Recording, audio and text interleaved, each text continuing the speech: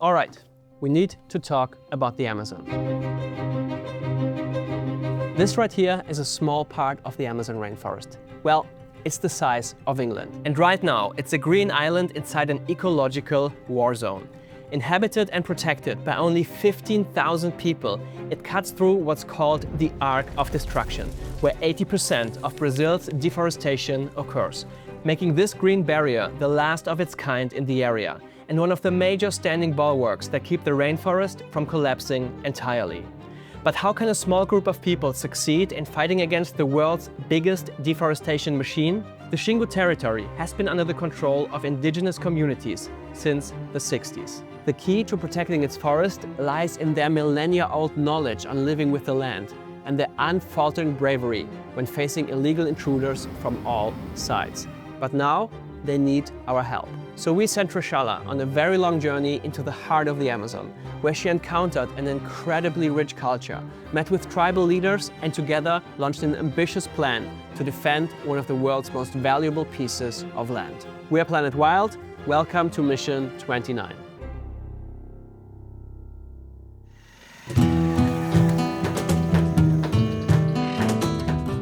I'm in the village of Yawalapiti, an indigenous community within the Xingu Indigenous Park, also known as the Ticks. After arriving in Brazil, it takes another 2 full days to get there. I think it's going to be a bumpy ride.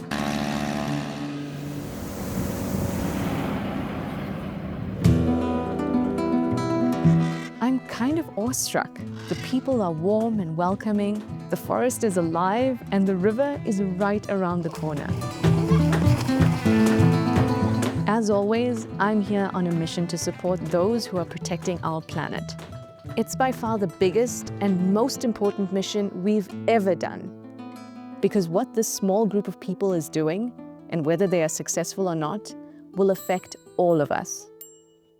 Okay, let's zoom out. The Amazon is not only the most biodiverse place on Earth, home to 3 million species of plants, animals, and fungi. It's also one of nature's 9 global tipping points, and might be the first one to go. What does that mean? Once a critical amount of deforestation is reached, it will trigger what's called the Amazon dieback loop. At that point, no amount of tree planting can bring it back. To understand why, we need to talk about one of nature's most fascinating phenomena: flying rivers. You see, the rainforest does not simply exist because it rains a lot. Rather the opposite, the rain exists because of the forest.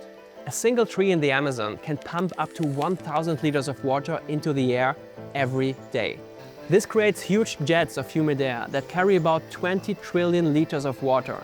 These flying rivers are almost invisible and yet essential to replenish the ecosystem every day.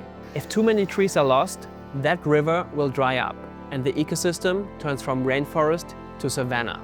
This process is irreversible and it would cause unspeakable species loss and unpredictable cascading climate effects around the globe, as it turns this more than 100 billion ton carbon sink into a massive carbon source. Studies suggest that 20 to 25% of deforestation would already trigger this shift. We are now at 17 to 18%. That is dangerously close. And this makes every large intact piece of forest here so important. But protecting Xingu is about even more than that. It's about preserving an ancient understanding of nature that we simply can't afford to lose. I'm very bad at this. Right, everyone, this is gonna be it. Did you see that? It went like 100 meters. Okay, I might have learned absolutely nothing about fishing, but spending time in the village really made me appreciate the rich ecological knowledge everyone here grows up with. There is a deep understanding of how to manage forests, rivers, and soil sustainably. And it's why studies have shown time and again that indigenous communities are the best guardians of the forest, compared even to other conservation programs. We're in the southern part of the Xingu, called the Ticks. It's home to 8,000 people across over 150 villages and 16 different indigenous communities. Each community speaks a different language, has a different culture, different social structure, different politics, and different rituals. But there was one great leader, who over the course of decades united all 16 peoples of the Tics.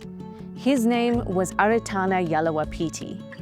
He died in 2020, and now his son is carrying the mantle as one of the most prominent tribal leaders in the Tics, fighting for the preservation of its culture and territory and sharing Xingu's important message with the world. This is Chief Tapi Yawalapiti. A cultura está aqui dentro da floresta, onde a gente tira material da casa, onde a gente tira a tinta, onde a gente pinta corpo, está tudo aqui. Somos a família da natureza. We have been in close contact with Tapi over the past half year and learned just how much their forest has come under pressure. While technically Xingu has a protected status, the reality on the ground looks very different. All around its borders, you can see how illegal logging and mining are eating into the territory from all sides. The biggest threat are slash and burn clearances for soy plantations, mainly used for animal feed.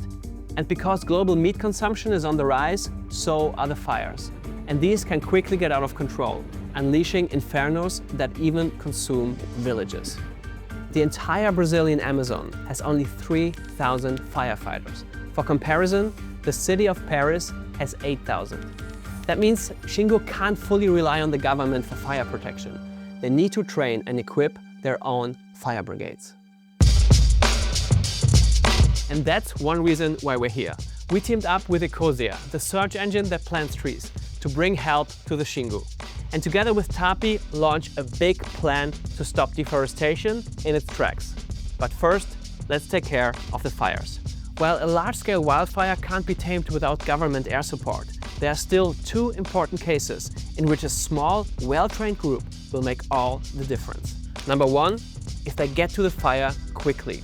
Simply put, a little group can fight even the biggest potential fire if they respond while it's still small. That means quick information transfer is key. And so we're supplying Xingu's fire brigades with satellite terminals and laptops to have access to real-time satellite data and quick communication between groups. And number two, when focused at strategic points, small teams can be essential to keeping villages safe, but they need proper training and equipment. The best gear, as it turns out, are professional leaf blowers, as they are mobile, don't require any water, and are surprisingly good at blowing out fires like a candle. So we brought those too. With the immediate threat addressed, now let's talk about the big plan. How do we stop illegal deforestation to begin with? I'm on a patrol boat down the Xingu River in the Amazon basin. So it may look and sound really peaceful here, but actually we're currently moving through some of the most dangerous parts of the Tics. We're here because establishing indigenous presence has proven to be the most effective deterrent against illegal activities. So together with all 16 indigenous communities, Tapi is now starting to establish an indigenous forest guard along the territorial border. This is Honan. He leads Tapi's new operation on the ground. Os riscos para nós que trabalha nesse trabalho é com relação às nossas vidas, né? Muitas vezes os invasores também causam esses incêndios, queimadas criminosos também, que são feitos propositalmente também para queimar o território. We're planning to patrol 2 known crime sites. Today, we're headed for the first one. This is what the front line of Amazon protection looks like. Massive areas burned to make way for illegal soy farms and monocultures. Rainforest ripped up for wood. It's devastating to see and even more difficult to stop, but not impossible. Luckily, the site has been abandoned. The more it's known that forest guards are patrolling, the riskier it becomes for loggers to continue further territory infringement. With 15 people per team, the guards have the necessary strength in numbers. Showing up then often leads to criminals fleeing the scene immediately, especially since the guards work closely with the Brazilian police, providing reports and collecting evidence for law enforcement to come out here. Last year, a forest guard report culminated in a massive police operation called Operação Propori, leading to the prosecution of the criminals involved and resulting in the recovery and reinstatement of 8,000 hectares of indigenous land. Several machines and pieces of equipment were destroyed by the authorities, And investigations have since moved up the chain to target those who are financing and orchestrating these illegal logging operations. Given this great success, we now need to scale up this presence. So we pooled funds with Ecosia to help TAPI build an over 100 people strong forest guard, organized in 7 teams, stationed in strategic locations, and together creating a protective shield around the territory. We take care of their salaries, equip them with the necessary gear, and finance the operation for the next 3 years. It's amazing to team up with Ecosia on this again. If you don't know them yet, Ecosia is a search engine that plants trees. Like literally, every time you search the web, ad revenue goes towards reforestation projects. They have already planted over 200 million trees around the world and are now helping us to protect the Amazon. It's now 5 a.m. in the morning and we are jumping in the car and we're gonna head off to a logging site that is potentially still even being logged. So super active, it's very dark. Hopefully there'll be light by the time we get there.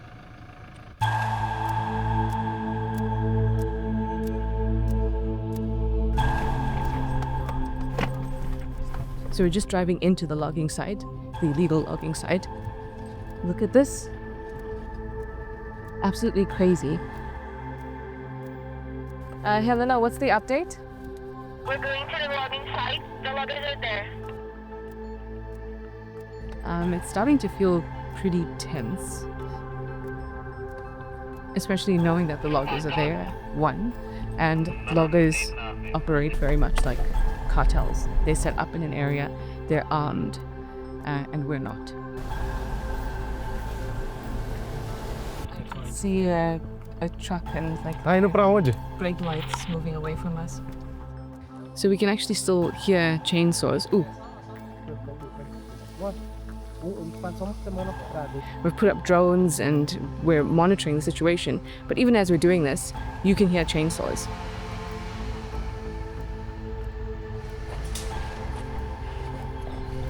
So there's a man without a shirt that's behind me, and he's a logger.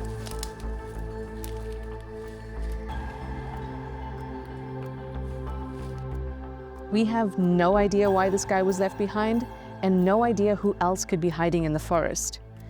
It's like I never expected there to be actual loggers here, knowing that they're doing something wrong, seeing us coming, and fleeing. That was intense. Now, this logger has to deal with Hona and the rest of the forest guards. They took pictures of his ID and even got the names of other loggers to report to the police before they let him go. I don't think we'll be seeing any of them here again soon. And that is a great feeling as we're heading back to the village after a long day. It's amazing to see that the forest guard system is working and that the TIX now has the much needed resources to defend itself. But ultimately, it's crucial to raise awareness globally and get the international community involved. That's why we're working with TAPI to get TIX recognized as a UNESCO Biosphere Reserve and World Heritage Site, funding the cost and administrative work needed for the process. It is one more tool to help protect not only the ecosystem here, but also the people and the culture that the world still has so much to learn from. Meu avô, meu pai lutaram pela demarcação da terra. Não foi fácil a demarcação da terra. Então ele não queria que a gente vivesse numa situação precária, ruim, passando fome, sem terra, sem a floresta, sem água, não. Então o objetivo dele, ele conseguiu realizar.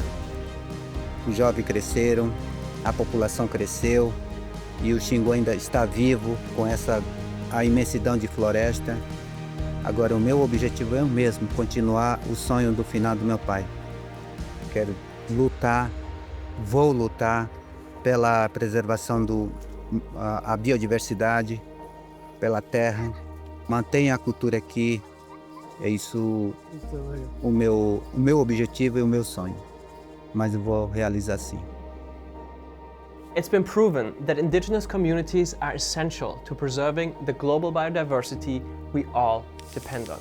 So if there's anything I want you to take away from this, it's that backing indigenous-led conservation in the Amazon is not optional.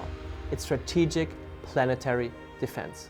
And if you want to help defend nature as well, consider joining Planet Wild as a backer. We are supporting people like Tapi every month, people at the front line of nature protection. It's all community funded, and you can see your impact in videos just like this one. Next month, we'll be saving baby seals on the coast of Poland. And you can still help fund this project if you join now. There's a link in the description and a QR code over here. And another easy way to help nature is by switching your search engine to Ecosia. That means every time you search the web, ad revenue goes towards reforestation projects. In fact, Ecosia is legally committed to using 100% of its profits for the planet. There's a link in the description for that as well. See you all again next month. Over and out.